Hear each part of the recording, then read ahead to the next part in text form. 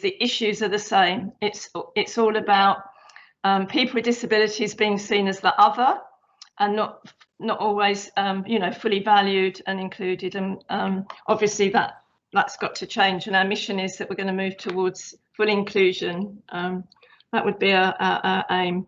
So I've got a real pleasure in inviting an international panel this afternoon. David Tao from Inclusive Futures is going to chair this afternoon. So I'm just doing an intro and then I'm going to hand over to David.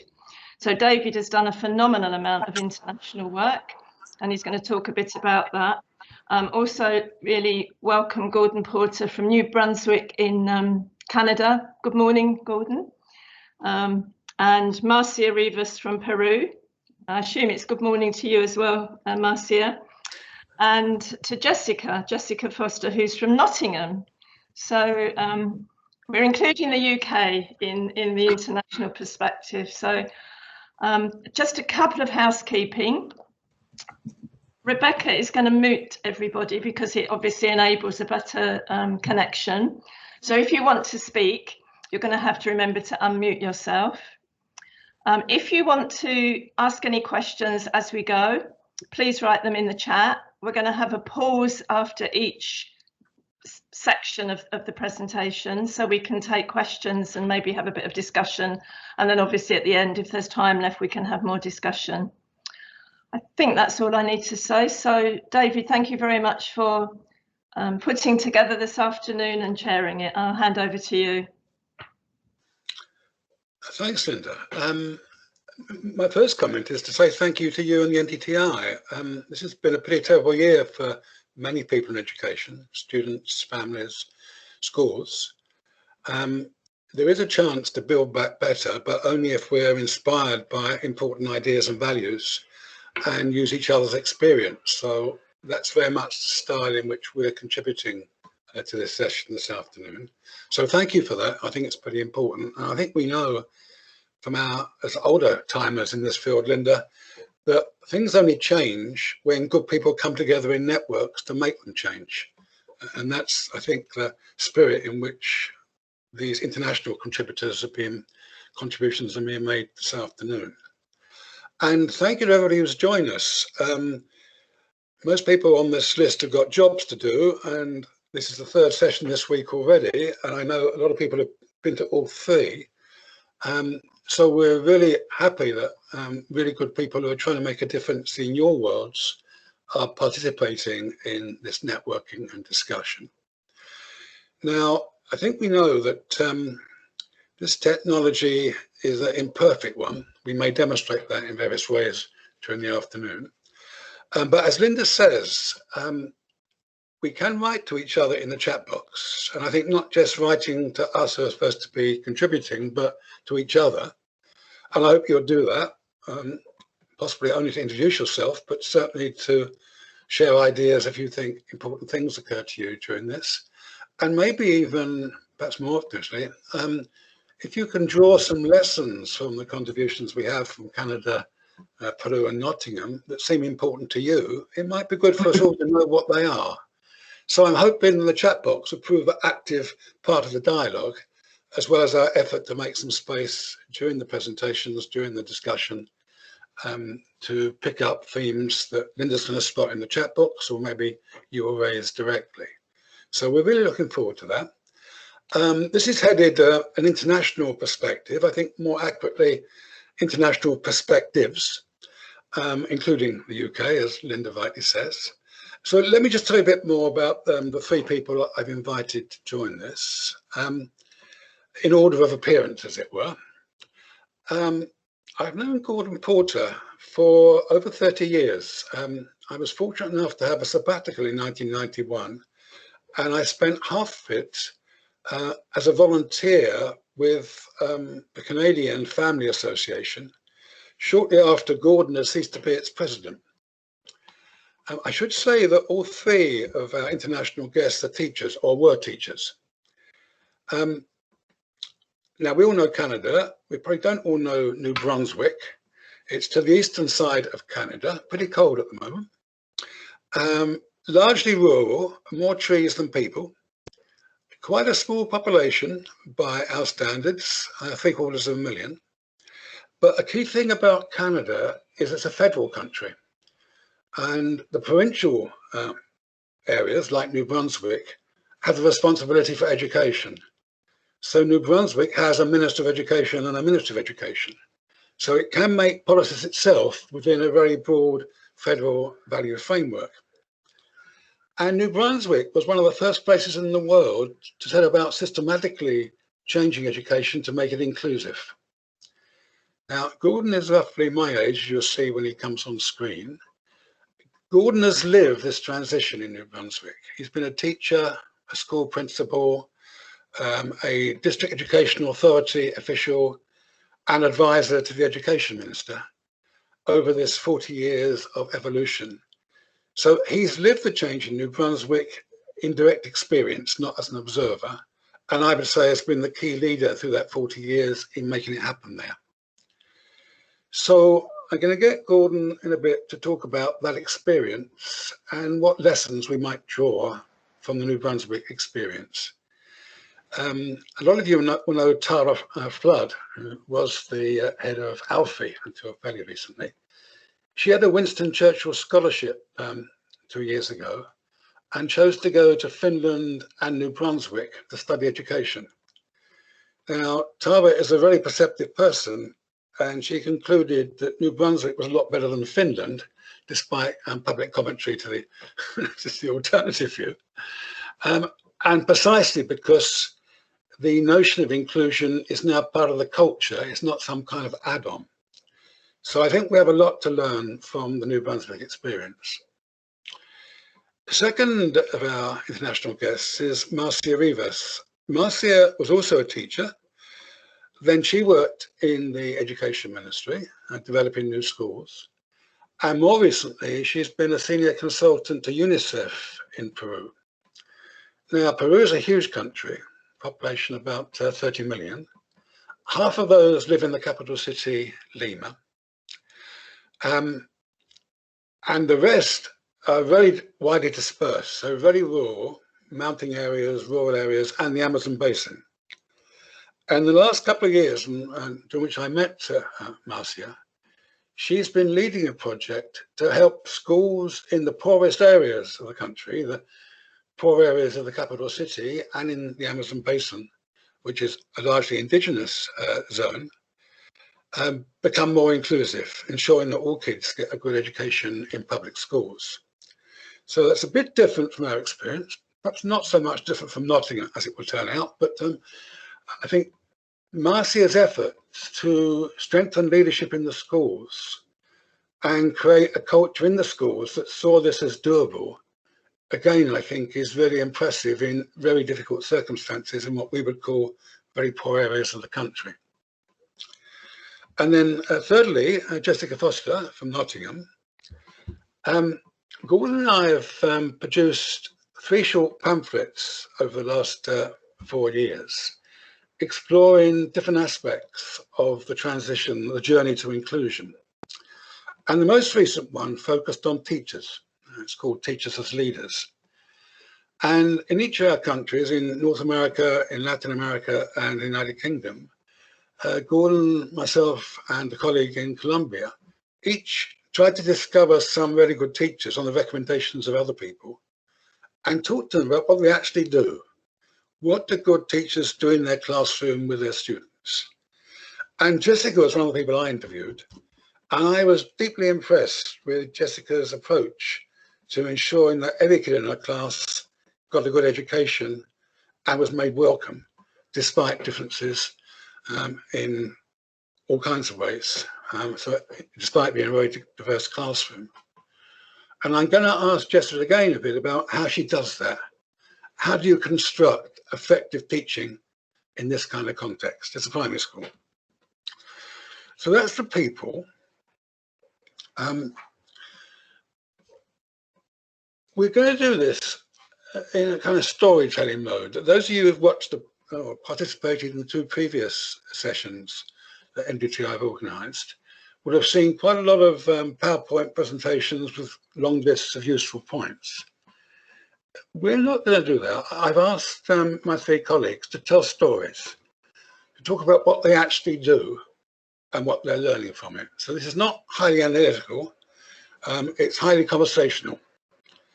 And I hope that all of us together will be reflecting on both their stories and their experience to draw out lessons for us in what may well be very different contexts. So that's the style of the effort we're going to make. As I just mentioned, for those of you who want to explore the stories in more detail, or indeed see what analysis we've made of them, we've published, Gordon's website, Inclusive Education Canada, has published online the 3 pamphlets that deal with the whole system, changing schools and developing practice in the classroom. And they're referenced in the chat box already, if you want to explore further after today, which I hope you will. So that's our plan. And as Linda said, we'll have a bit of presentation and discussion that I'll lead. And then we make a bit of space to get comments from you. Linda is scanning the chat box to see if she can spot themes as we go along. And when we get to the little breaks, we'll see how best to engage with the things that you're raising. And Linda, of course, is very welcome to raise things herself in this, as probably the most experienced inclusive educationalist in our group here. So let me welcome again Gordon Porter. Gordon was a great teacher in the classroom, but has been a great teacher about how we achieve whole system change. And New Brunswick is pretty rare across the world in the whole of the education system having been oriented to deliver inclusion, and have done that long enough for this to be established practice and widely accepted, as opposed to being something being imposed on a traditional system that is either partly accepting or partly rejecting the cultural change. So Gordon, feel free to unmute yourself. And I think to get us going, it might be good for you just to talk a bit, looking back 30 years or more, to how was it New Brunswick came to make this radical change, and what was key to the transition in delivering on this? Well, good afternoon. Can you just confirm that you're hearing me, because my computer, you are, okay. Enough of that. Thank you for inviting me to participate in this festival. David and Linda, very generous in reaching out and inviting me to participate. And let me just say a few words about how I came to be involved in this. David provided an introduction, but I want to share with you my sort of aha moment. I was a school principal, and this is in the late 70s. Hate to date myself, but I guess I have to confess I am almost as old as David. And I was a school principal and became involved as a trustee or a board member of a segregated school in my town. And so I had some duties, administrative duties at this school. It was called the Peter Pan School. And the essence of my experience was that my own son, who went to a public school, or an ordinary typical school in New Brunswick, we call them public schools. I know you don't call them that in UK. He had to walk past the Peter Pan School to and from school every day.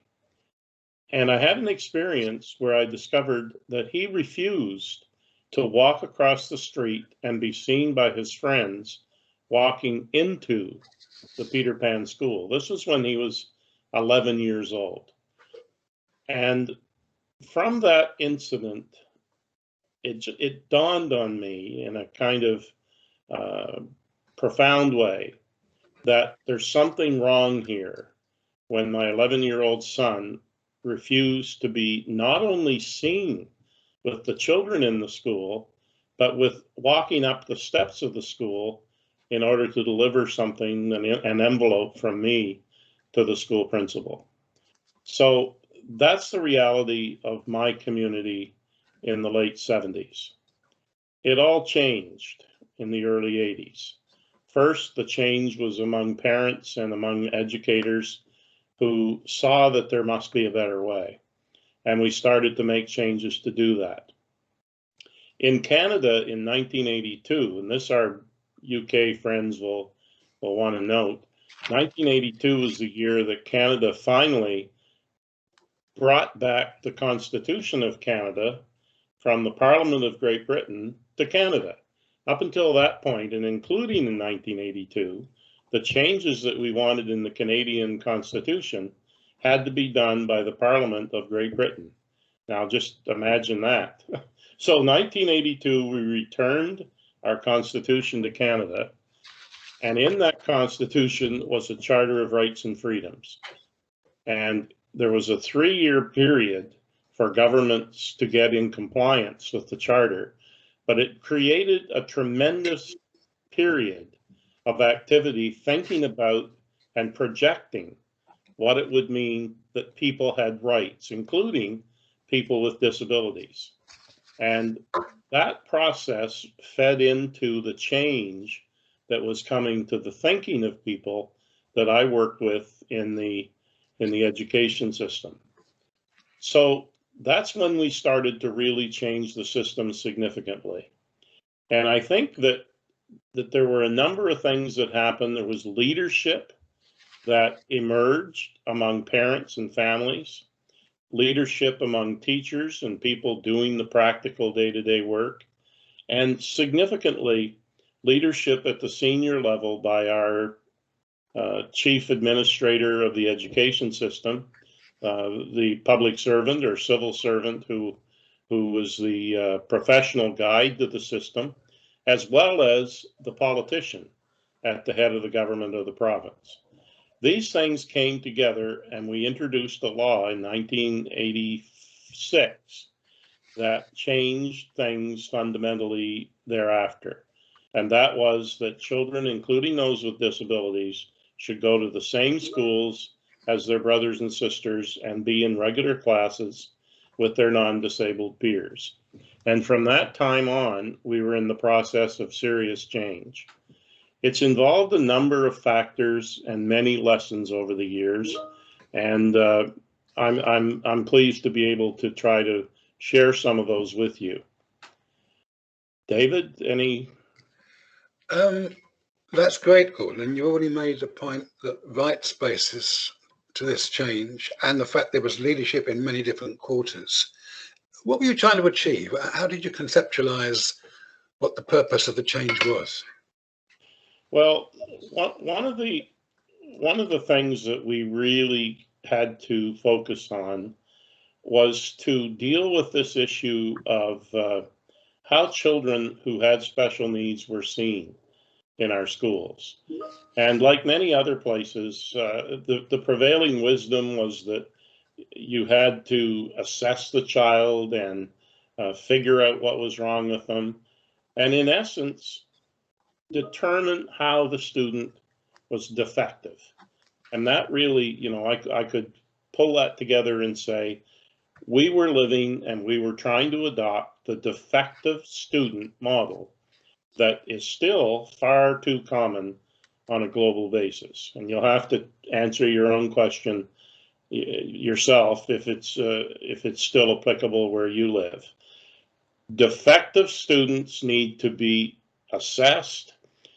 Programs that are focused on their defects or taking their defects into account need to be developed. Teachers who are experts in defective education, if you like, have to be trained, and they have to be deployed, and children have to be sorted so they get the right expert for the particular defect that they have.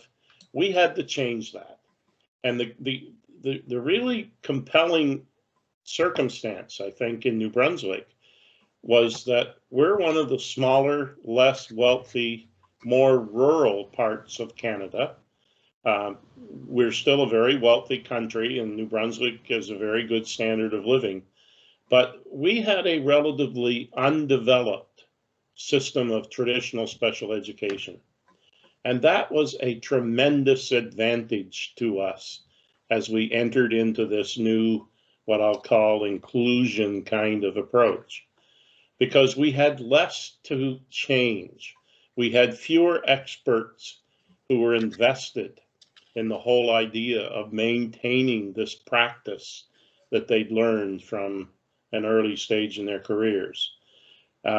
So our system that some people called primitive, and indeed it was primitive, it was a primitive special education system, actually helped us roll over into being an advanced inclusion system. And if you like, that's a way to think about it.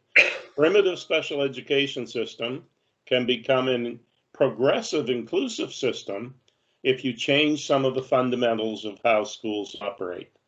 And that's what we set out to do. And I think it was a big part of achieving the goal of becoming inclusive in a systemic way in our province. So how are you defining quality and inclusion now, Gordon? What does it look like? Well, I can tell you that if any one of the people in this seminar moved to New Brunswick and bought a house somewhere, that if they had 2 or 3 children, one of whom had a special need, if they're the same age, they're all going to go to the same school. They'll all be placed in a classroom with other children their same age. The school will not talk about whether they'll accept them or won't accept them. They will accept them. It'll be done with relatively good humor, and they will set out to plan a program for the child with special needs that supports the child and supports the teacher in order to make learning possible for that child in a what we call a regular class, but in New Brunswick we now call a common learning environment. Because our experience was that when you say every child will be in a regular classroom all the time, no matter what, you were stretching the credibility of your approach. So what we said was, we want children to always be in a common learning environment that most of the time is likely to be what we call a typical classroom. But sometimes it may be in the school library. What it will not be is in a special class. And in fact, our policy officially says there will be no special classes in our schools. So that's how we define it. Everybody goes to the school, the same school as their siblings. Now, if you're in a big city or a bigger city, we don't have huge cities in New Brunswick, but if there are 2 or 3 high schools and the parent wants one school over another, they're certainly free to ask for permission to do that. But generally speaking, children go to the same school as their siblings, and they're placed in an age-appropriate classroom with other children. And as they need some kind of accommodation, it's provided for through a personalized plan that's worked out between the school and the parent and the student. So Gordon, schools were starting their work in quite a different way, and teachers were being called upon to do well with all kinds of people in their class. What was involved in building the capacity for this? Well, one of the things that we learned early on is that while classroom teachers generally, if they're well trained and well motivated, and almost all teachers are, that if you support them with the things they're not sure of, the things they're not very clear about how to approach because they haven't had that training or experience, they can do a lot better. So one of the things that we did early on is to develop the role of the support teacher. And the way we defined the support teacher was that this person doesn't teach children actively his or herself. Instead, their focus is on supporting classroom teachers to figure out approaches to the teacher's most challenging instructional situations. And let me just say that when we selected support teachers, we always gave priority to someone who was an experienced, highly successful teacher in accommodating diversity in their own classroom. And we encourage them to get the training or the specialization knowledge that would allow them to help teachers with their most challenging needs. And I think one of the things we've done in New Brunswick that a lot of places don't is that we've focused on the experienced, successful classroom teacher to become the support teacher rather than to hire the 23-year-old, wonderful as they are, out of university who've no experience, and they come in with credentials but no practical experience, and then expect them to help 10 and 20-year teachers with their most challenging, difficult instructional situations. So we've focused on building a support teacher cadre. We've built it, we've increased the numbers over the years, and their job is to strengthen the capacity of the regular class teacher, not to take the teacher's place. What about paying for this, Gordon? Did this need a lot of new public investment? Or how did you? Well, yes. I mean, in terms of New Brunswick, there's no question that if you go back and look at what was happening before we started down this path, we spent less money on support services than we do now.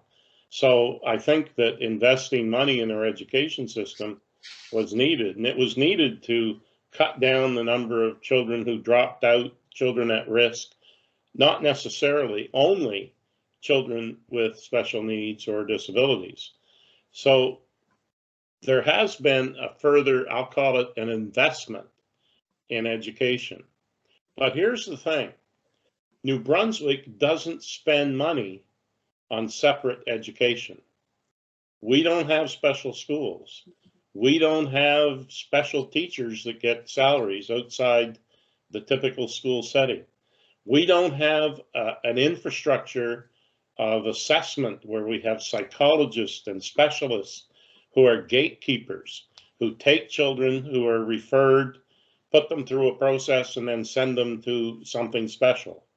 So that whole apparatus of special education and the cost of it has been invested in our core educational programs.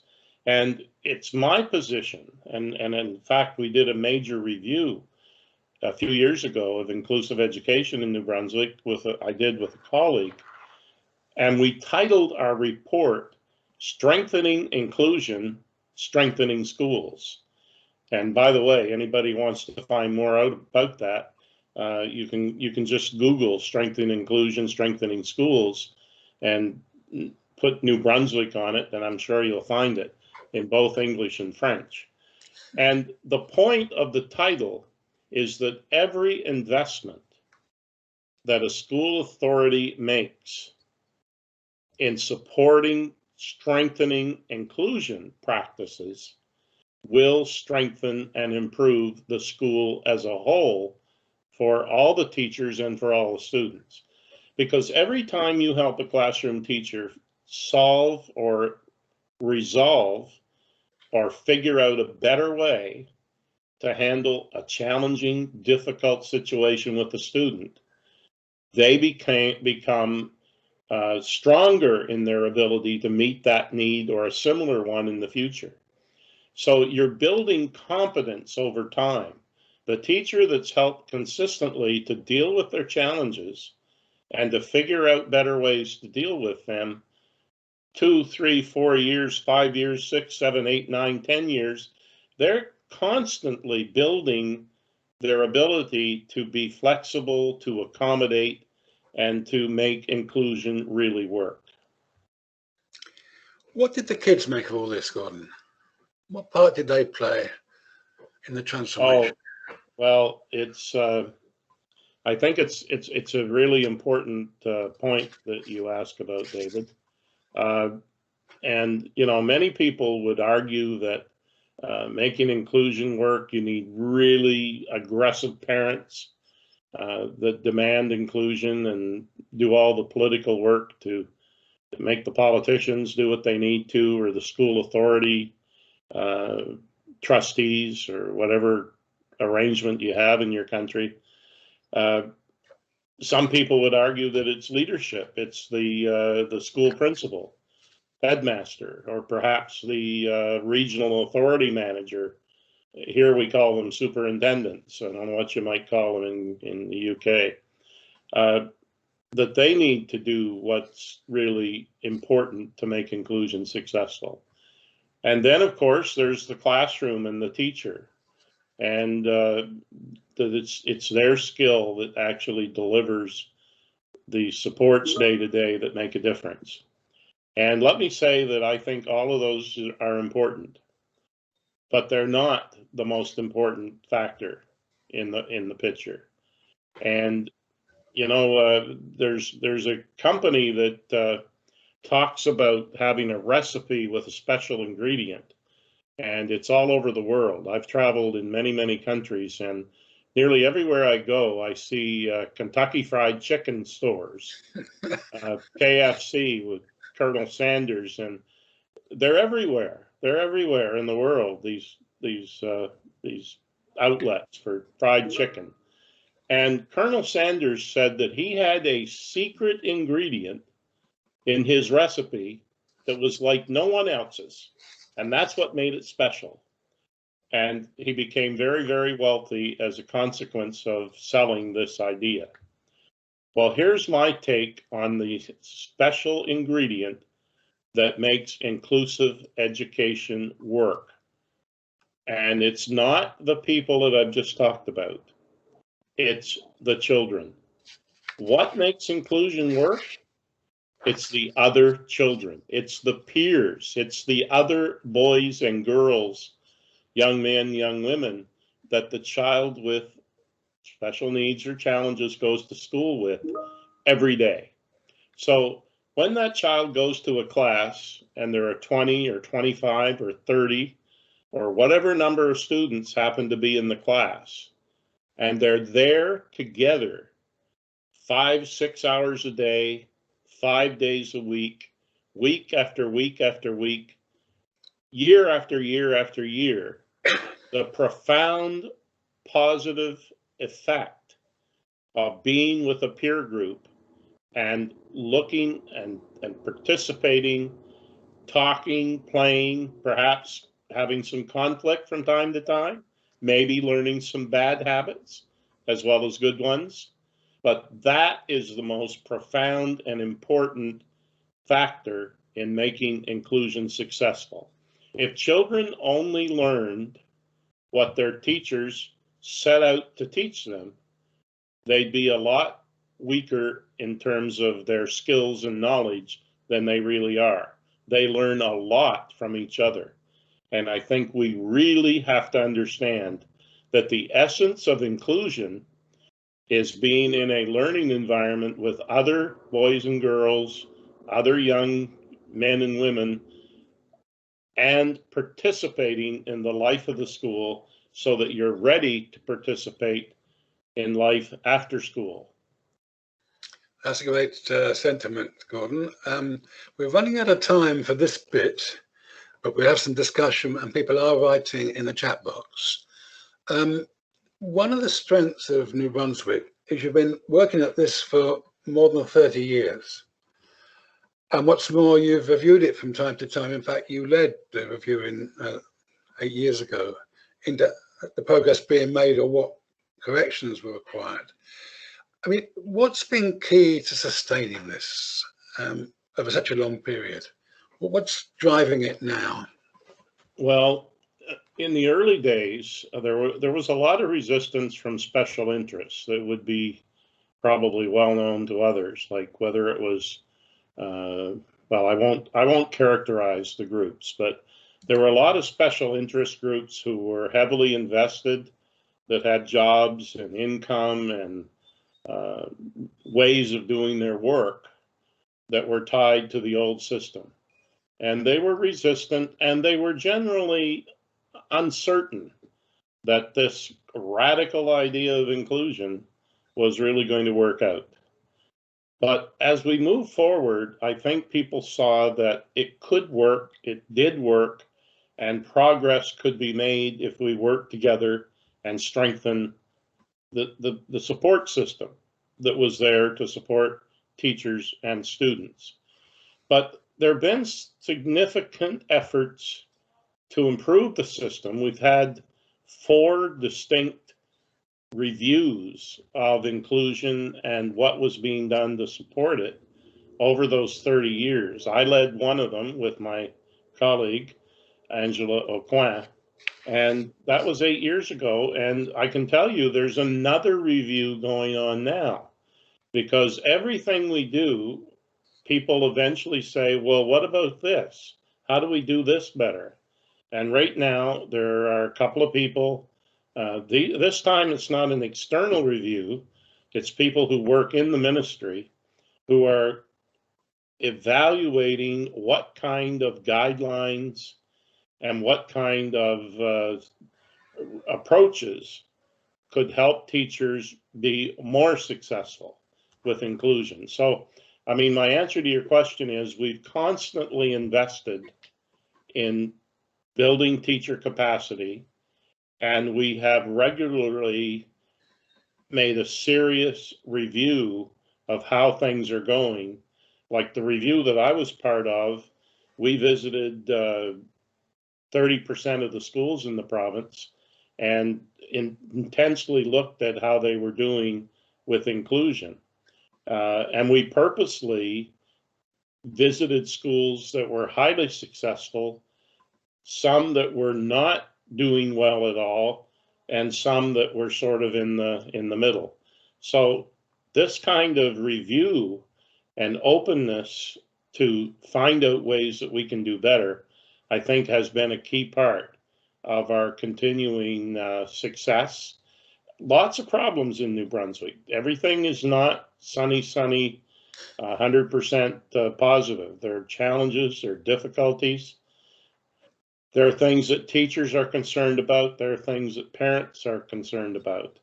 But nobody questions the basic focus we have on educating all of our children in their community school with their peers, with their siblings, and making it work and investing in supporting the core education programs of the school. And I think one final comment, if I could, is that I think we need to realize that if you have a education system being paid for by the taxpayer, in Canada we call it our public education system, you have a finite amount of money to support it.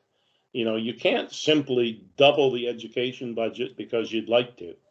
There is a finite amount of money. And every time you take a child and move them out of the core education program into something special, we have to visualize that the child leaves and you invest in something different and money follows the child out, which means that the money available to meet the core education program of the jurisdiction, whether it's a province, a state, or a country, every time you take children out, you compress the amount of money, you reduce the amount of resources left to strengthen the basic education program of the jurisdiction.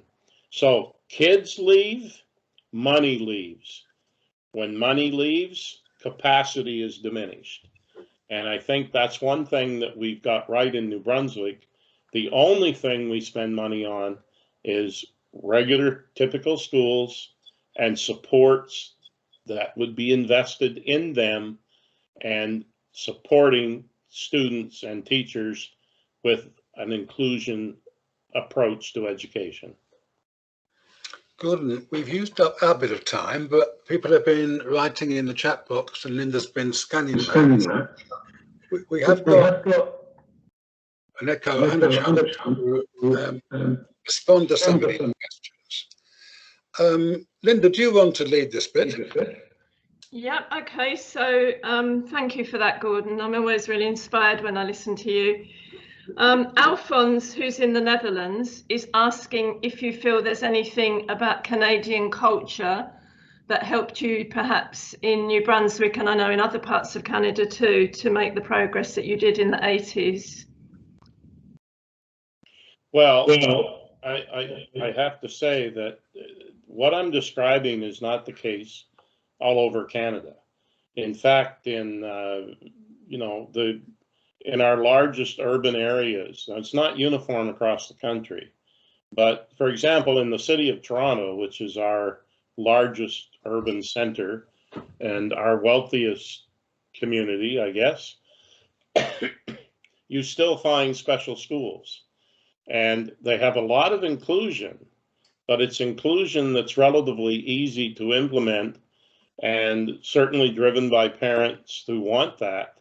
But they haven't dealt with what I'll call the hard parts of making the whole system inclusive.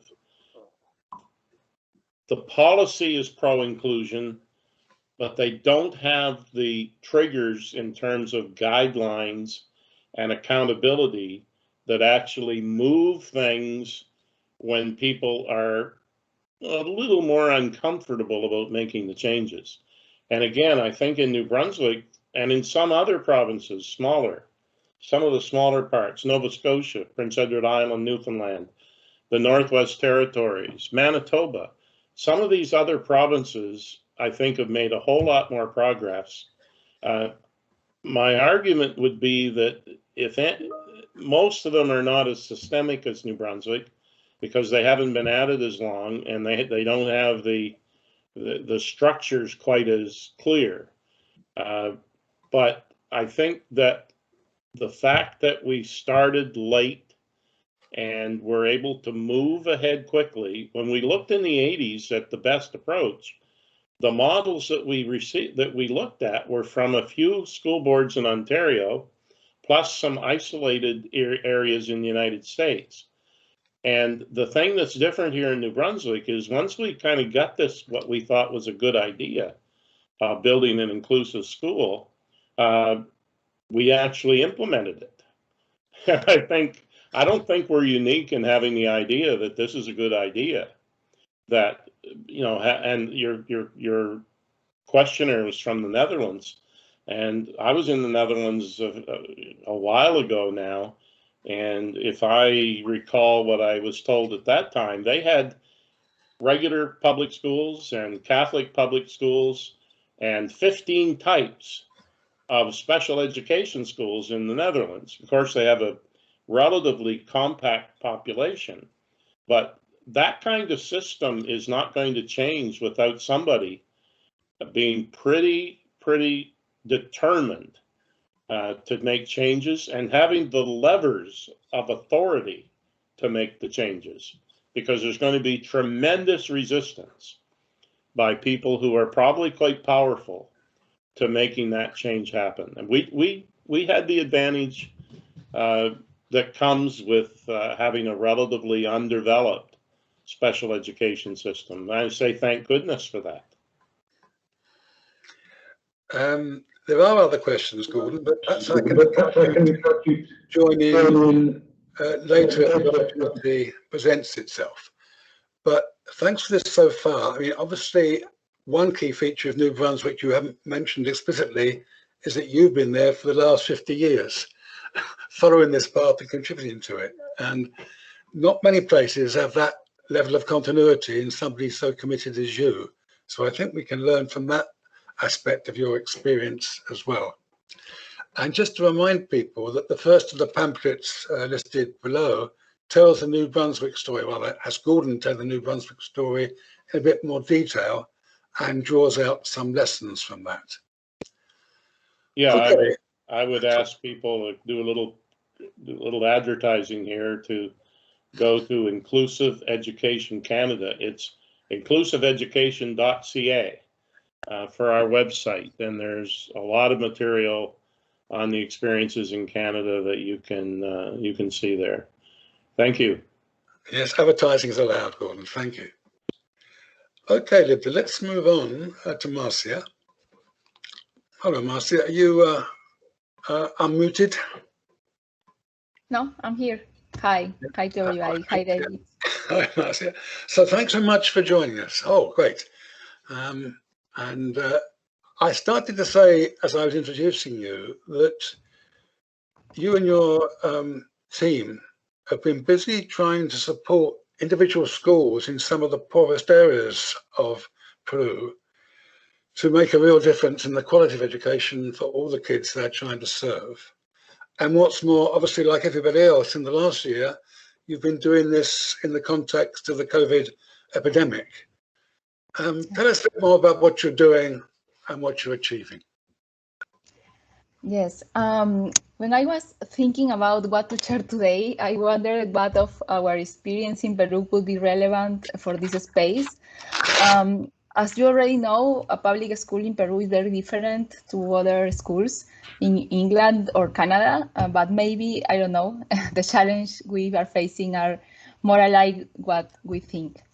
As Linda says, and David says too, inclusion is a global goal that needs to be inspired by bits of reality, and I want to share that. We were, in the last 2 years, we have worked in the project Más Inclusión, that is more inclusion, which I have the pleasure to coordinate as part of my job in UNICEF. And this project tried to strengthen the capacities of primary regular schools, public regular schools in Lima and Ucayali to respond to the diversity of children. Ucayali is a region of the Peruvian Amazon, which had 14 linguistic groups and an important indigenous population, as David says. Also is the region with the lowest level of learning achievement at the national level. And Caraballo is the largest district in the Lima metropolitan area. The third part of its population does not have access to water. So here, 6 of 10 students does not understand what they read, and 7 of them does not have satisfactory achievement in math. So as you can see, it's a very vulnerable context that when we work. In these 2 years, we find very important challenge in increase the capacity of the system to be more inclusive. The first is the vision about what is inclusive education. As Gordon says, this idea that inclusive education is like an extension of special education and is only for disability students with disability is difficult to change. Here in Peru, we have a parallel system too of special education. The few services that support inclusion are in this special system. So regular schools didn't think it's their responsibility to provide a quality education for their students. We try to work with training for teachers. I have to say that we began thinking about a lot of training, but in the development of the project, we learned that it's more important support teachers and support principals, especially with the pandemic. We found that principals are very alone. Be a principal here in Peru is a solo task. Principals doesn't have teachers or other professionals to support teachers. There are just principal and students and families. That is all the organization in the schools we had. So we found that it's very important. Principals feel confident, develop their leadership, and for that we were trying to get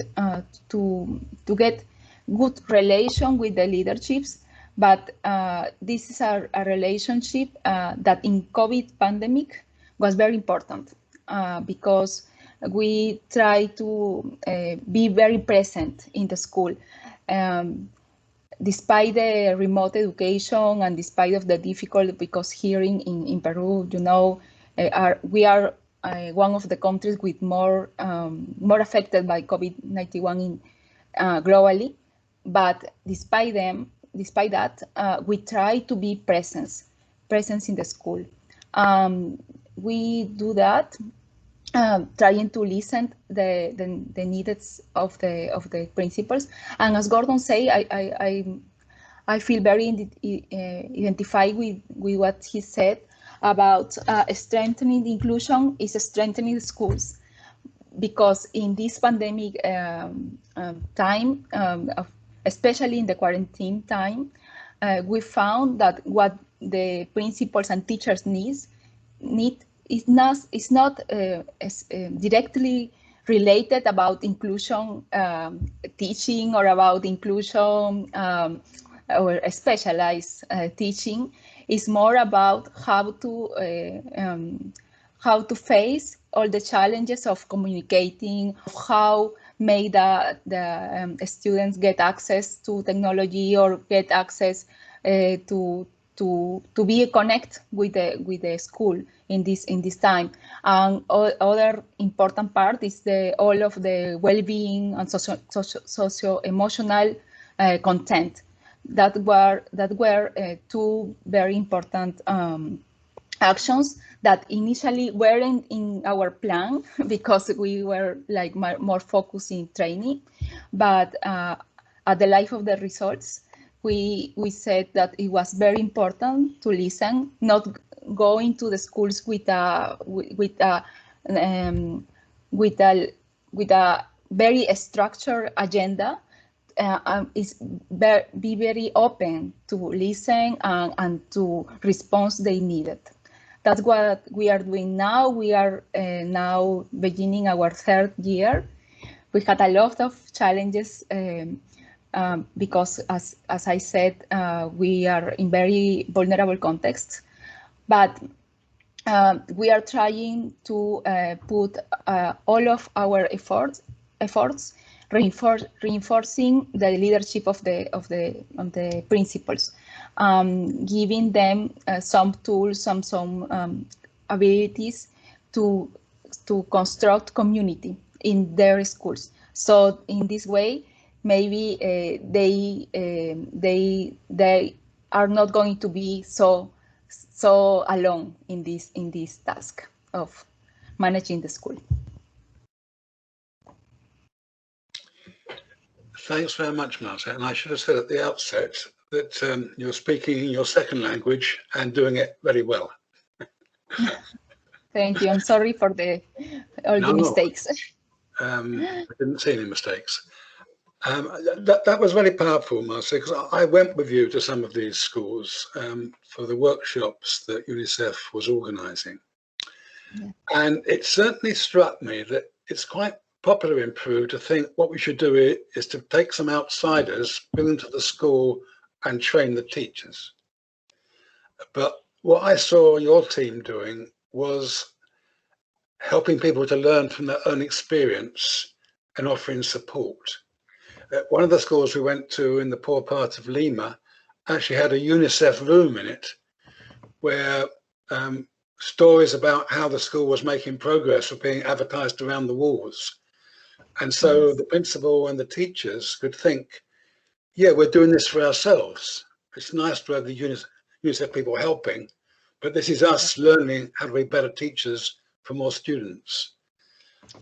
And that critical sense of schools are doing it for themselves, I thought was really powerful. Yes. In our project, we work under a strengths approach. We think that all people have abilities, previous experience, and conditions that only require chances to be fully deployed and taken advantage of in favor of inclusion. we really believe that all the principals have something to put in service of inclusion. So, for example, we had a school in Ucayali, that is agropecuario school, with Edson, his principal, and he said that he already want to be want to reinforce the approach of inclusive education, but he has a lot of teachers that are not so convinced for that. So with our project, and we offered like an external voice that endorse and exchange their own vision of why their schools need to work to be more inclusive school.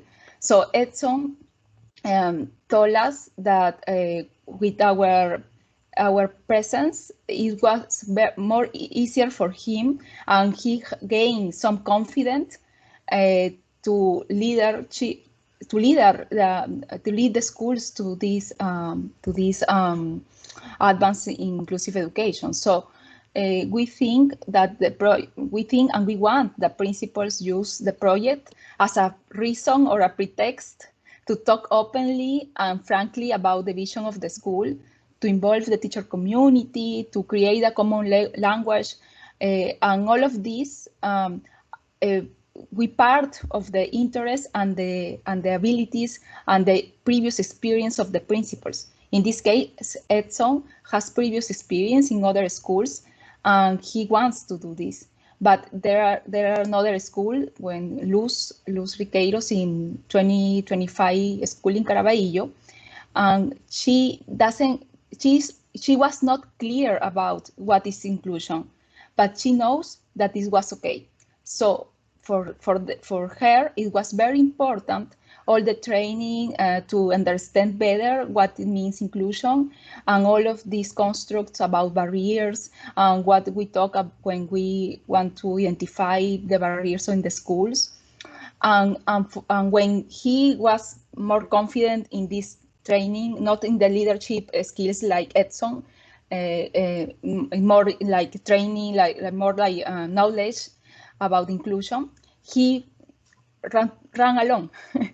He only used us like a support, as you said, and he is perfectly capable to run the process in their school. It's not easy. She's trying and struggling a lot, but she's trying, and I think that is our role. Not be the people that made the change, because it's not sustainable. The school have to make the change and construct their own pathway. We feel that for now, we are very focused in principal and teachers, but as Gordon say, students and communities and families are very, very important. And that is our challenge this year. Especially with the pandemic, we had an opportunity to do that, because families are very involved in the education of their children. That is our challenge for this year. Marcia, I'm sure a lot of people are thinking, addressing education during a period of COVID, when a lot of kids aren't actually in the school, has been really challenging here. You actually had your schools closed, I think, for quite a long time. I think people will be interested to hear a bit about how you sustained the focus on inclusion during a period when the kids were learning at a distance, especially in a place where not everybody's got a mobile phone. Yeah, as I said, we construct a bond with the teachers in the previous year, and that was very important because with this relationship of trust with the teachers, it was easier to in the most difficult moments of the pandemic. Ucayali was was in a very bad situation for the pandemic. So a lot of our teachers were infected. A lot of some of them died for COVID. So it was not easy. So we try to respect a lot the situation first, and second, with the empathy, we think that with the empathy of the facilitators of the team, with the presence, the teachers ask for us to be with them. So I think when we give our time from the heart, really, the teachers know, and they not only they are like accompanied, we are accompanied too, and that is crucial to sustain our well-being too, because it's not easy to work in this kind of emergency context. And when they know that we have a trust relationship, that we are working together, when we ask, okay, these children has a disability, you are not being maybe enough to connect with them, what more we can do to connect, they listen and they say, you're right, or no, I'm doing this, what idea do you give me to me, and they try. We are always trying to put over the table the situation of most vulnerable children. Some of them have a disability, but some of them not, but are in a risk for other reasons.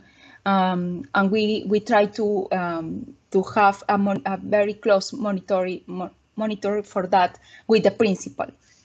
Principal are share that role too. In the other hand, we try to give them some supports.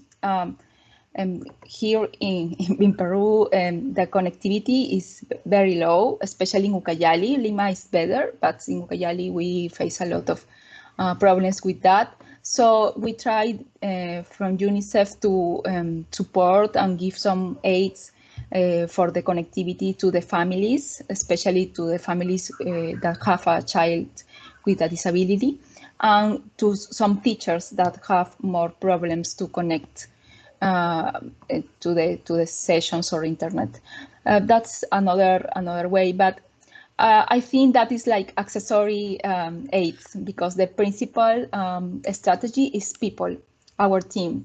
I feel that our team really give their heart in their work, and that is very valued by the families and by the students and by the teachers.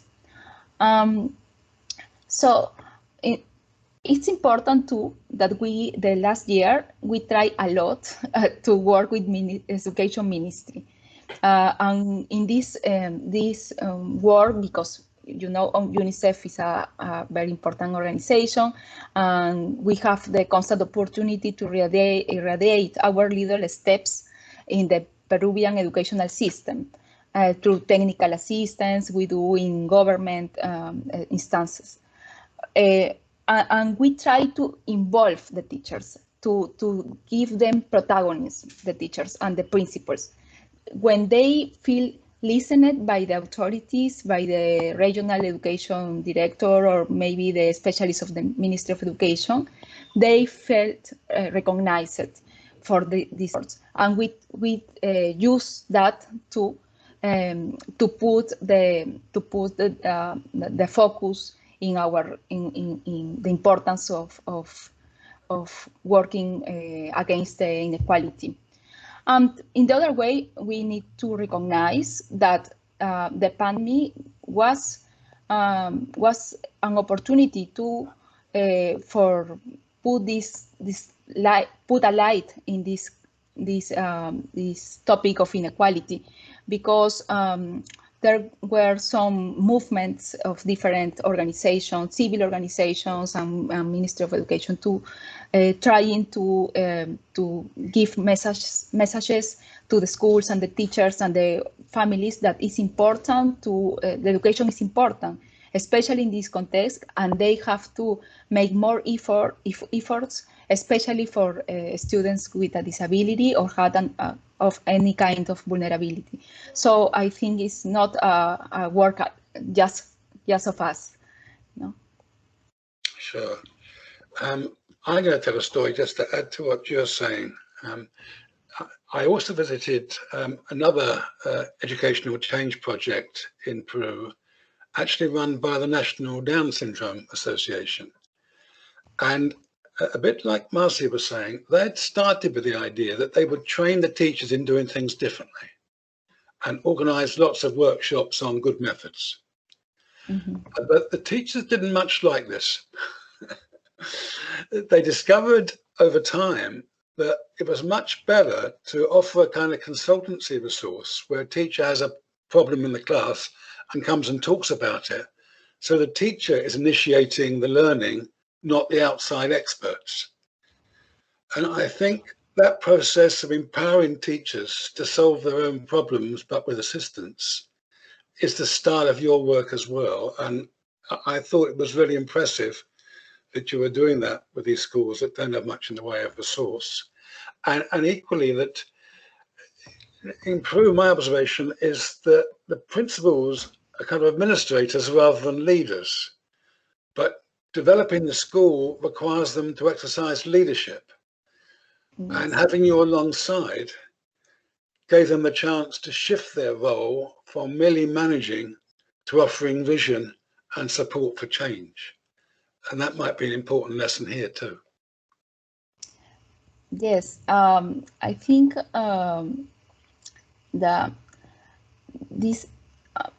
we like a system. We were trying to change this idea of the leadership in the principles, but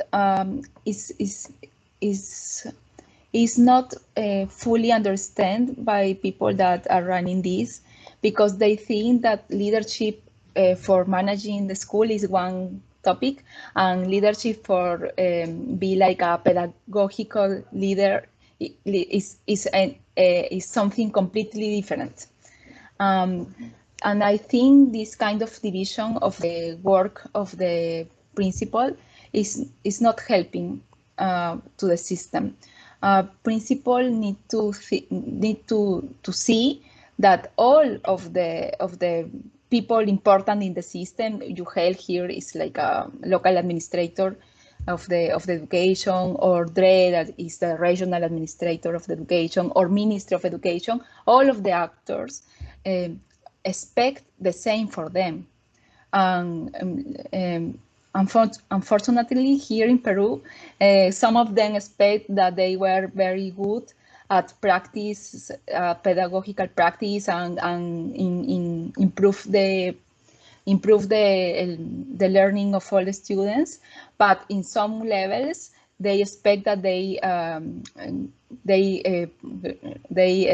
do a efficiency budget use. And it's very, very different, very, very separately in these kind of roles. We are trying right now, because right now it's like we are beginning the school year. In fact, yesterday was the first day for our school year. It's difficult to put the focus in at this moment of the principal in all of the pedagogical stuff, because he is very focused in the administrative and all of the paperwork he has to do. But we think that is an opportunity, because right now we have this technology. Principal can monitoring, can delegate easier, because he can see what their teachers are doing.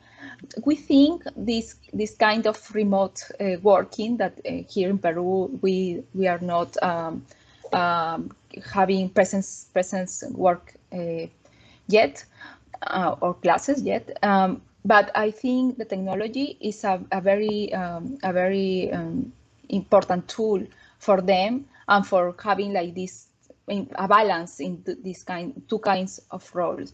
In last years, I remember a principal that said to us that he was two days like expecting for one people, one specialist in the local administrator to get a firm for some paperwork. And these 2 days was very important because they have a training for the teachers, and he wasn't there.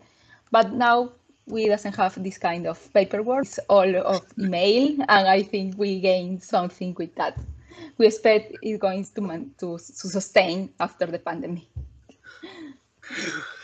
Well, Marcia, I think clearly not all of us understand Peru too well, but some of the stories you're telling do sound very familiar. And that idea, which I think comes through very clearly in New Brunswick, that to deliver radical change, you need all bits of the system working with the same direction and mutual support. And that's quite hard to achieve. Yes. So well done so far. We've used up the time for this, and I know some discussion is going on the side here. Some of it about issues people are discussing with each other, which is fine, and some responding a bit to Marcia. Linda, do you want to pick up anything from the chat box? There's nothing specific to Marcia, but there's a bit of a conversation going on about how can we judge that children being placed in mainstream schools produces better outcomes. What's the research? And there's a guy called Adam who's wanting to know what the evidence is for how much better it is for children with additional needs to be in mainstream classes. And I've said that on the limited research, the outcomes are better, but at the end of the day, it's a human rights issue, and we know by, you know, in many areas of the world, really, we've been at this for 30 odd years, and in those places, there's absolutely no doubt that the outcomes are better. There may not have been scientific, you know, control group research as such, but we know from the experience of over, as I say, 3 decades now, that the outcomes for all children are better. Yeah, for sure. 2-hour session like this generates, especially with such an informed group of people participating, generates more issues that we can handle effectively, but certainly provides the basis for future conversations, perhaps partly using the NDTi's links. So thanks for that, Linda. Just for Marcia's benefit, there's a comment from Julia Hayes, who I know, who's just completing a PhD from a study of rural education in Colombia. And she discusses in her meeting chat comment, which you can look at later, Marcia, difference between trying to achieve change in northern high-income countries with the poorer countries of the south. So thank you for that, Julia. Okay, so thanks, Marcia. We're certainly having some diversity in this afternoon's discussion. Let's get even more diverse and go to Nottingham.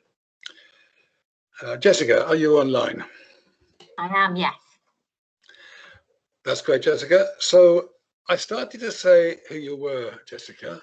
I know that you're still working at your first school after 6 years. Tell us a bit about the school and the community you serve and what your role is, please.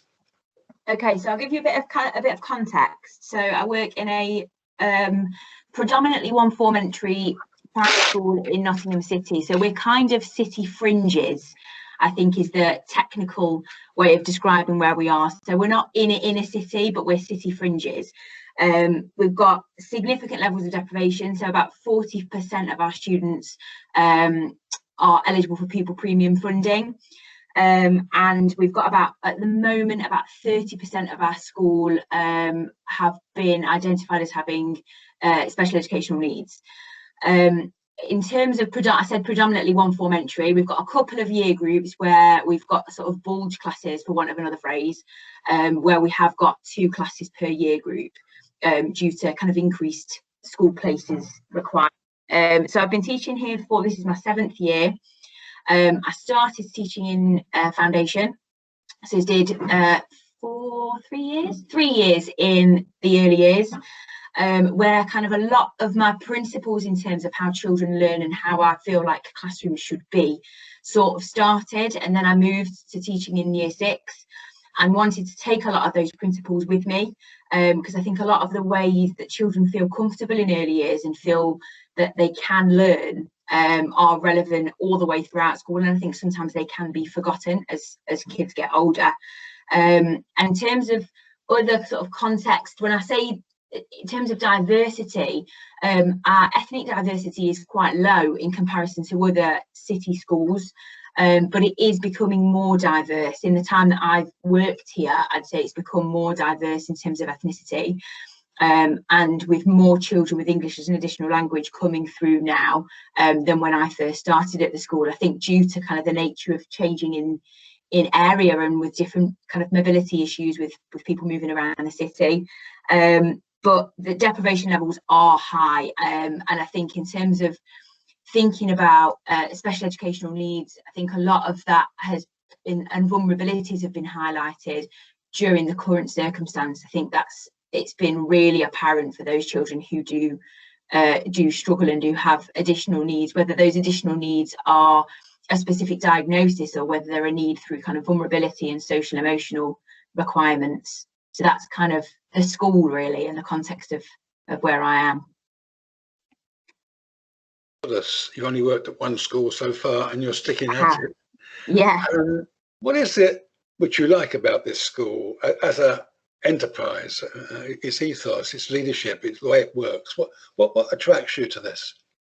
I think from when I very first started, the school definitely felt like very much a community, and the way that our leadership team work, it puts the child at the centre of everything, which I think is similar to a lot of schools. But I think the building the environment around the child, I think, is what attracted me to the school, and the ethos of the leadership team really. It's been the same leadership team throughout the whole time that I've been here. So I think in terms of, somebody said it earlier about creating kind of a culture around not just inclusion, but around the way that education works for our pupils and how we can design it to suit their needs as best possible was really what I kind of liked about all of the staff that work here, and all of the staff kind of think along the same lines. So you don't feel like you're on your own on this kind of journey in terms of providing the best that we can for the kids.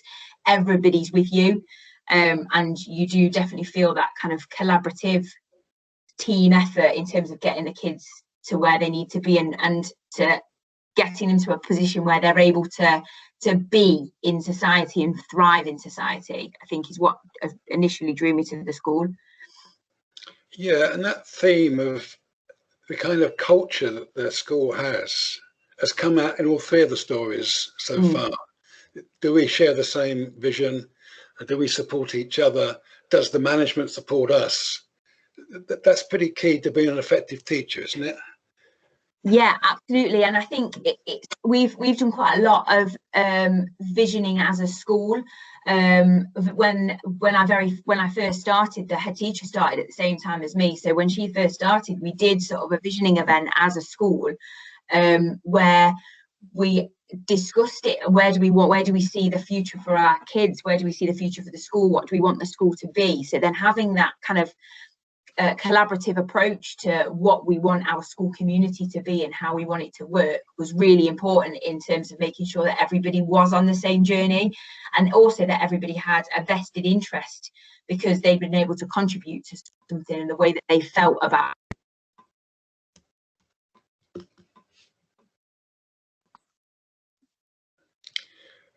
You just lost you.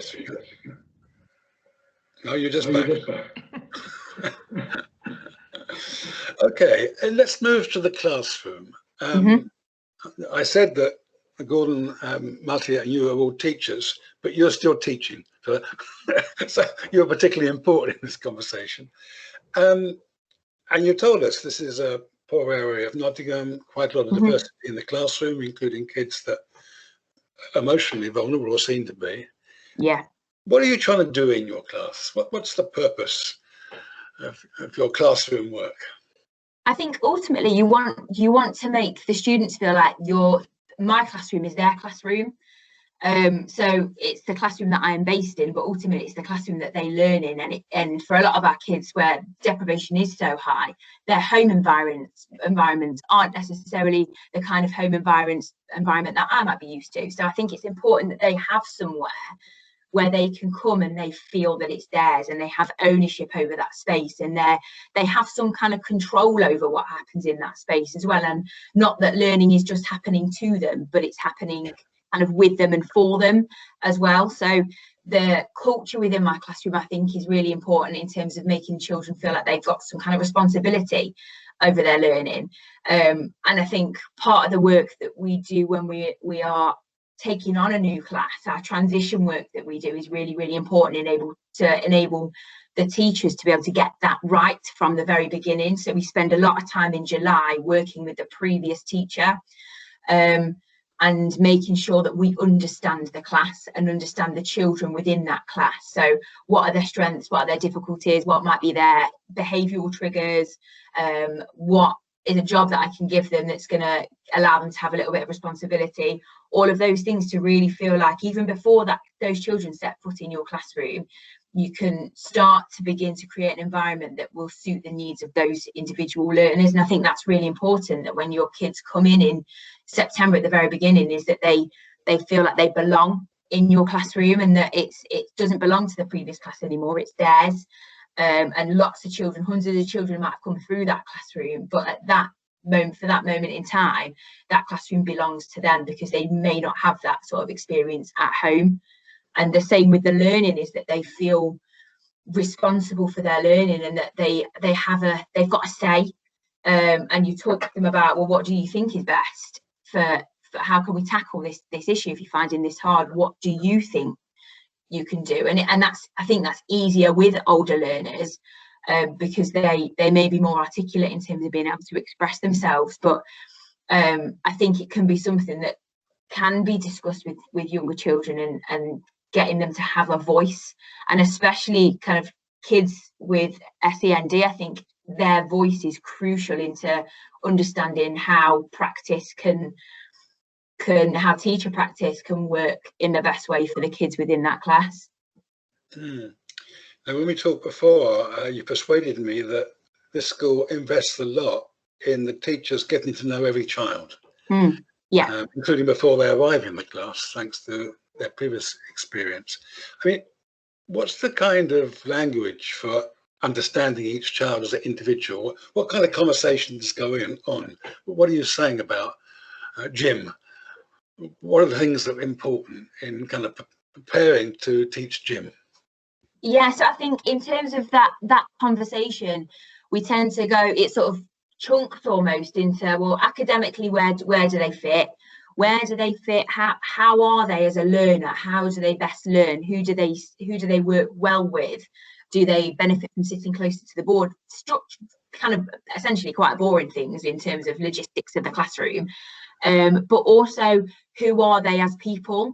So what is their family background like? What are their kind of external factors that may then have an impact on how they present within the classroom? So not just what are they like at school, but talk to me about them as a whole, and not just them. What's their family like? Have they got siblings? Do we know their siblings? A lot of our staff have worked here for a long time, especially teaching assistants, which is brilliant, because it means you do get wider family context, which I think for a lot of our kids who have a difficult time at home, that is really, really important and really valuable. So I think it's that social and emotional. What are their friendships like? Who are they friends with? How do they make relationships? And really all of those kind of different branches of what makes a child an individual, those are the kind of things that structure that conversation. So you get a real sort of holistic picture of that child, not that they're really good at English but their times tables are rubbish. What are they like as a learner, and how can you almost optimize them as a learner, and what can we do as practitioners to adapt what we do to get the optimum out of them as a learner, and then them as an individual. Especially I think older children, in terms of their then transition up to secondary school and into the wider world, I think it's really important that we help them understand who they are too. So, and in order to do that, it's important that we understand who they are too, and understand the journey that they've been on throughout the kind of their life in school and out school. So I think it's that holistic idea really, that we understand who they are as a little human, and not just as a name on your register. Yeah. So tell me about preparing a lesson and how this fairly detailed understanding of each child feeds into trying to construct the lesson for 25 of them, or however many it is.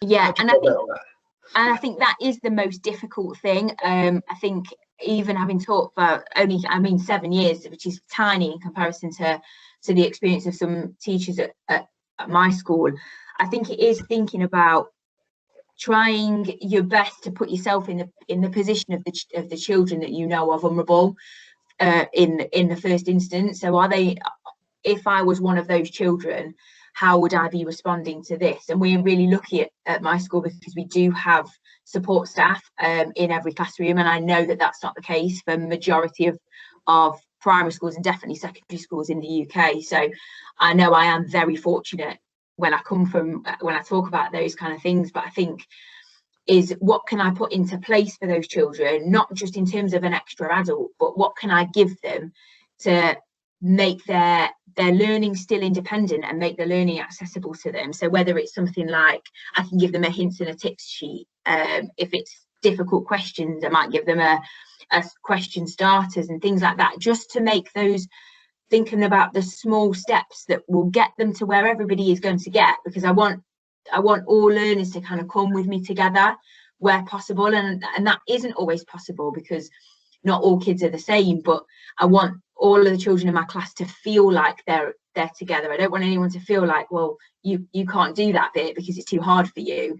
I want them to feel like they're accessing the lesson with everybody else, and it's my job to put things into place to scaffold the learning, whether it is physical manipulatives to help them with maths, or do they have support from a peer who I know I can trust to be able to work with a child in a really supportive way to make them feel like they're part of the lesson. And I think it is really difficult, and there are invariably times where you do get it wrong, because that's normal. And I think you'd be a bit of a fibber if you said you got it right all the time, because you don't. And I think that is probably the hardest part of the job, is making sure that your lesson suits the needs of all the kids in your class. And I think it's about reading the room as well, and not being afraid to change things and it's not working, and adapting the practice as you're going along, and working with the learners, not kind of enforcing it upon them almost, and going with them and using their faces as a response, because most of the time their faces are quite honest. Well, one of the things we discussed before, which elaborates on that a bit, is you have a sense of what you're trying to communicate in a lesson, and you've got a bit of a plan for how to use the 15 minutes or whatever it is. But then not everything goes to plan. Mm-hmm. And I'm interested in how you monitor how things are going and adapt to what you see. Yeah, I think it's about getting around the room as quickly as possible, really, to look at how all of the learners are responding to the task that you've set, and doing lots of them marking things themselves, using peer marking things themselves, and I think you can often feel it. You can feel the atmosphere in a classroom change if the majority of the learners, or even specific learners, are finding it really hard because body language is different. There might be either there's deathly silence because they have no idea what they're doing, or it's really, really noisy because they have no idea what they're doing and they're trying to cover up the fact that they don't know what they're doing. And I think it is just about reading the room, and the better you know your class, and the more time I think you invest at the very beginning of a year when you inherit a class to understanding them and trying to unpick all their kind of nuances, I think is really important. And that then becomes second nature the better you get to know your class in terms of responding to their needs, because you'll be able to identify quicker whether something's going right or something's going wrong, and being willing to change it. I think that's often a hard thing with teachers, is that often that we can be quite control freaks and we like things to go the way that we want them to go, but sometimes you've just got to roll with the punches almost and go with what they need. And if they need you to stop and they need you to do something else, then you stop and you do something else. Yeah, I mean, the key idea I got from talking to you before, and that's why we're talking to you again, was this idea of teaching as a performance art. You're doing your show with 25 other participants, but then the script goes awry, so you need to create a new script or a new process. And that's really skilled work, isn't it? Oh yeah, it's hard. It's hard work. It's tiring. Yeah, well, I said it was skilled, but it's hard work and skilled, yes. Yeah. Okay, we're nearly out of time for this, but you talked about the ethos of the school and the teamwork.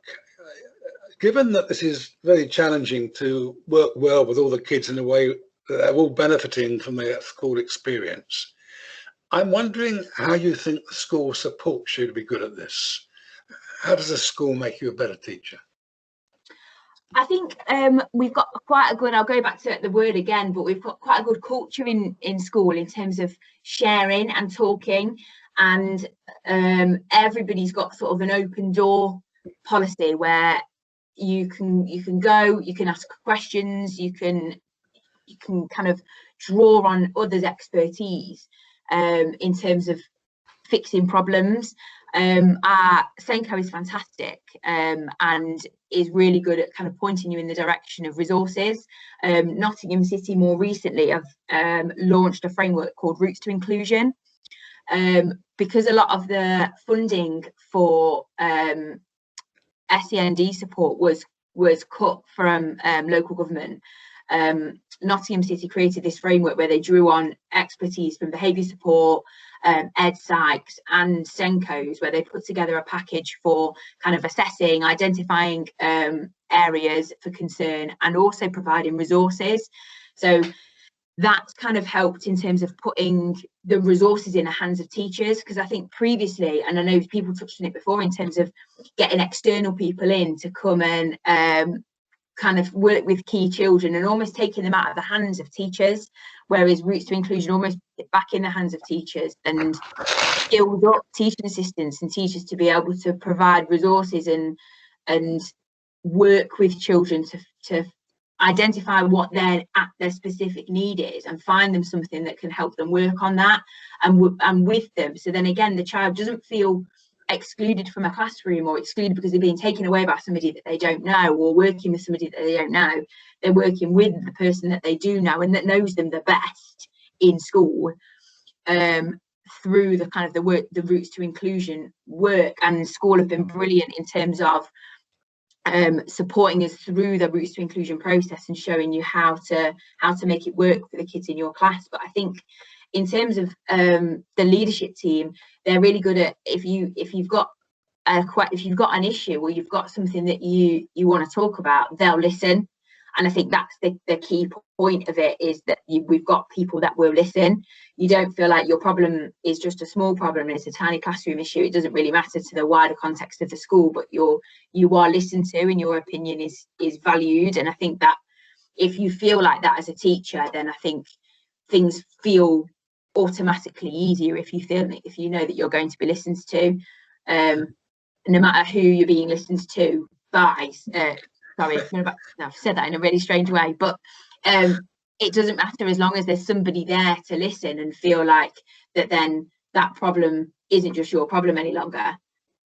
And I think that's the culture that our school has developed, which makes it feel, working with such challenging children, we've got challenging children coming through all the time, it does make it easier when you feel like you've got the backing of the rest of the school community behind you.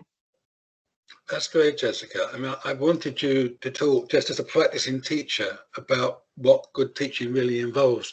The third pamphlet in the series that Gordon and I are busy advertising is Teachers as Leaders. And one of our ideas was to try to identify the 7 habits of successful teachers.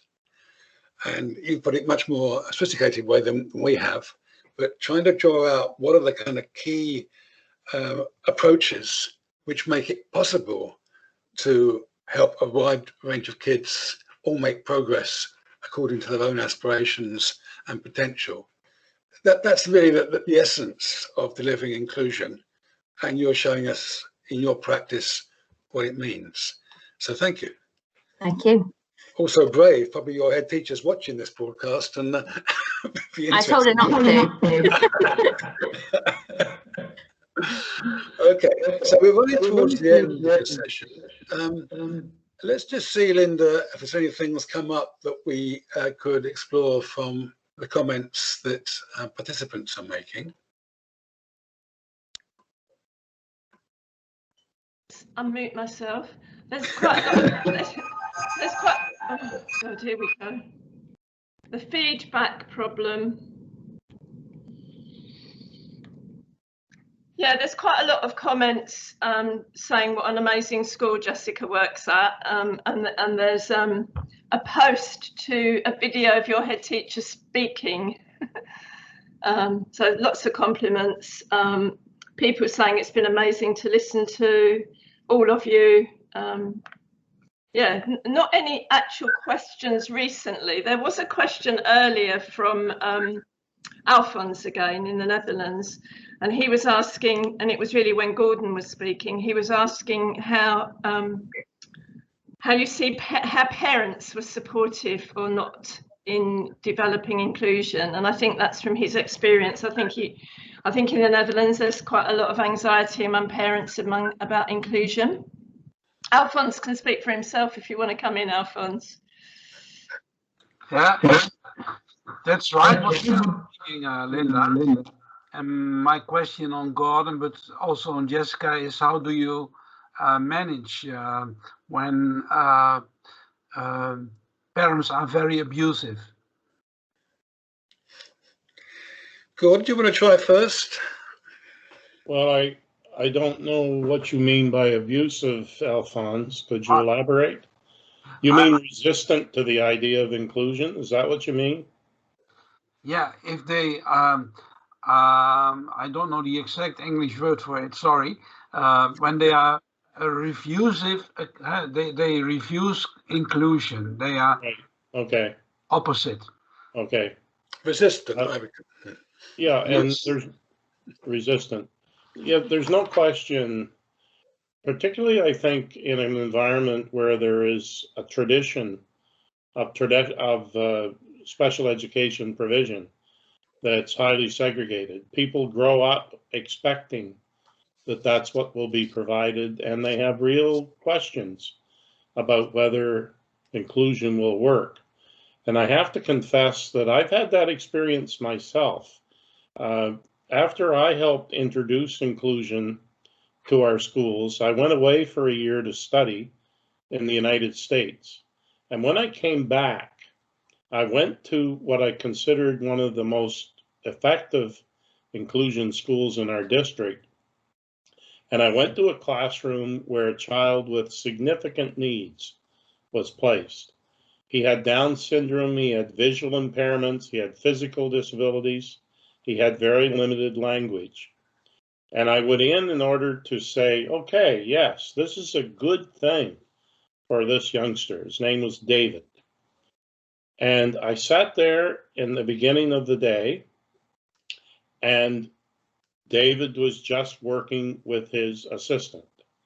And I waited longer, and it continued, and it continued. And we reached recess in the morning when the children all went out to play. And David was still in the classroom with his assistant. And I was thinking, I remember looking out the window and thinking, my goodness, have I attached my career to this idea of inclusion? And this is what it means. He's in the class, but he's only being attended to by the educational assistant. And I remember it clearly as can be. And I can visualize what I was looking at out that school window. But then at the end of the recess, the children came back, and David's teacher had fully planned for how he could be included in working groups in the classroom for this next hour and a half. She hadn't been able to make that planning happen in the first period. But in the second period, David was engaged with 3 or 4 other children. He was fully part of the class, and it was obvious that he was more stimulated and more participating. So I stayed there and I kept watching that. And then at noon hour, when he had his lunch, other children sat with him and had their lunch in the classroom. And I finally was confident enough to say, okay, this isn't perfect. There are times during the day when inclusion is going to be less than perfect. But when it's good, it's really good, and it produces positive things. And if you can share that with teachers and share that with parents and make sure that inclusion is successful, our experience was that they come along and they're willing to trust. Teachers trust, parents trust teachers by and large. By and large, they trust their local school. They may be cynical about the school system, about the politicians, but they trust the local teachers because they're part of them. They're probably members of people's families, and they're part of that community.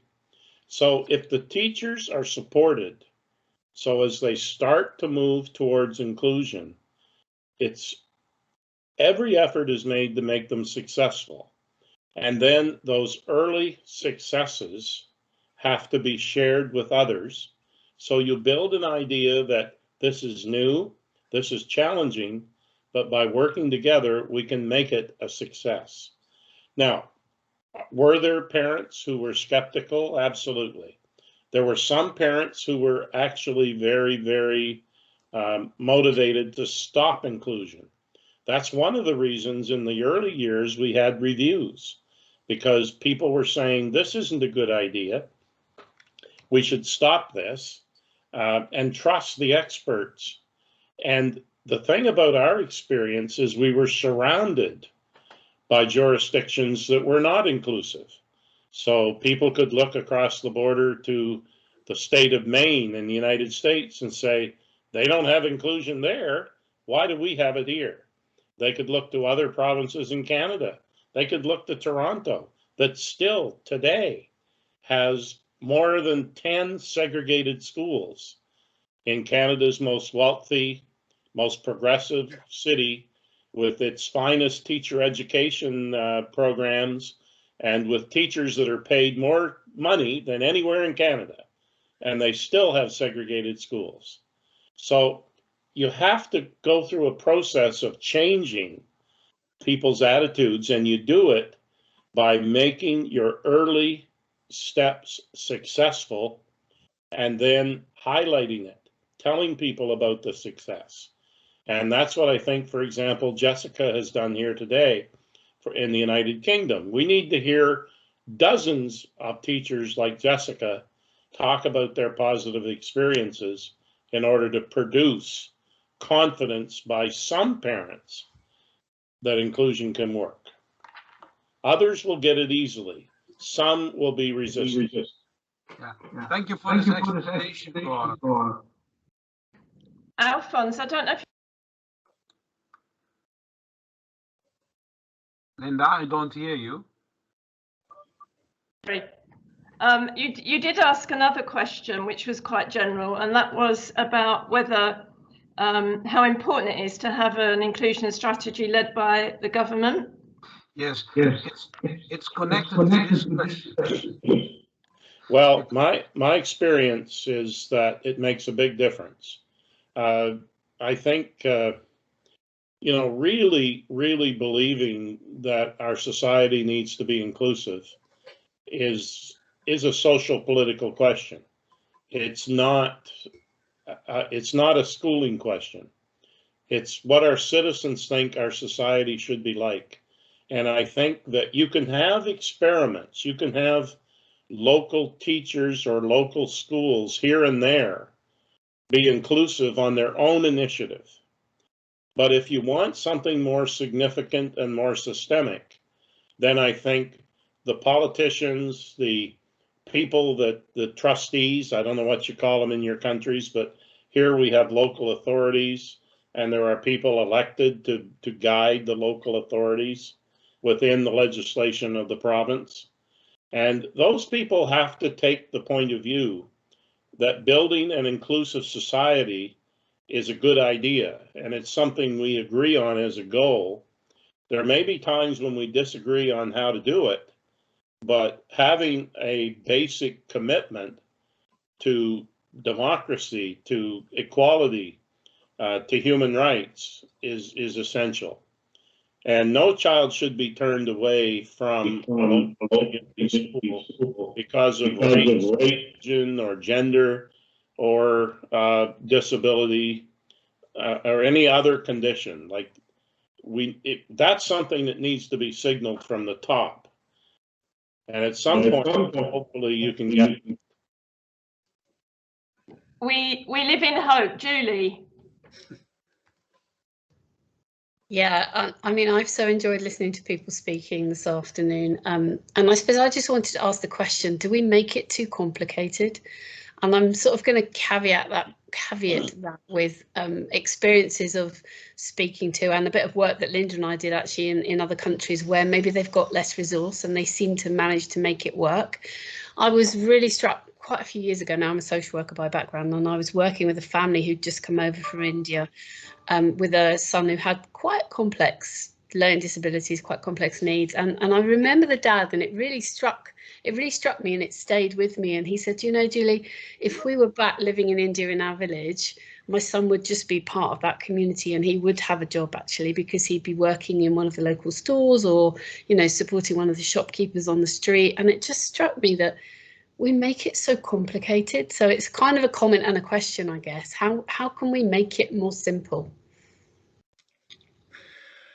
Our mission in life, our mission in life is precisely to get people telling good stories and then draw them out as lessons that don't require. I don't want to talk too much, but I'll just give a very brief.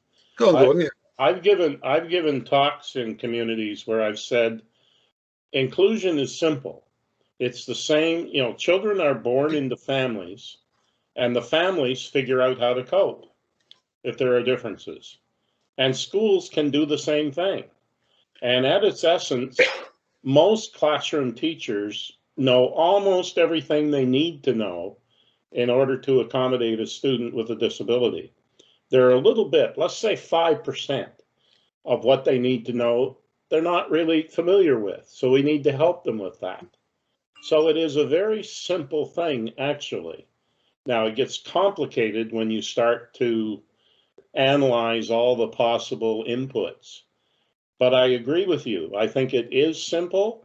It's a simple matter of values and a simple matter of schools and teachers using the same instincts of solving problems when they come up. Don't create the problems before you start. Let inclusion happen and solve the problems as you move along, and do it with vigor and with good resources. Solve the problems and you can make it work. And it's simple, it's not complicated. Linda, we're running towards the end of the time we allocated to ourselves. So perhaps we should head for the big finish, as it were. You probably want to say something about the other sessions in this week's excellent series and how people can get the transcript, or rather the video of this afternoon's discussion. There were a couple of things I wanted to say. It's great that we've had the chance to share positive experience of what people are achieving in very diverse contexts: New Brunswick, Nottingham, parts of the poorest parts of Peru. And all of them, I think, speak to something that Gordon was just saying so eloquently, that this is a system change. So we actually need people leading and performing in very different parts of the system. It's great if there's top-down commitment to rights and a vision of inclusion. But even if there is, that doesn't deliver in Jessica's classroom unless she is confident to do it in the kind of way she was describing to us.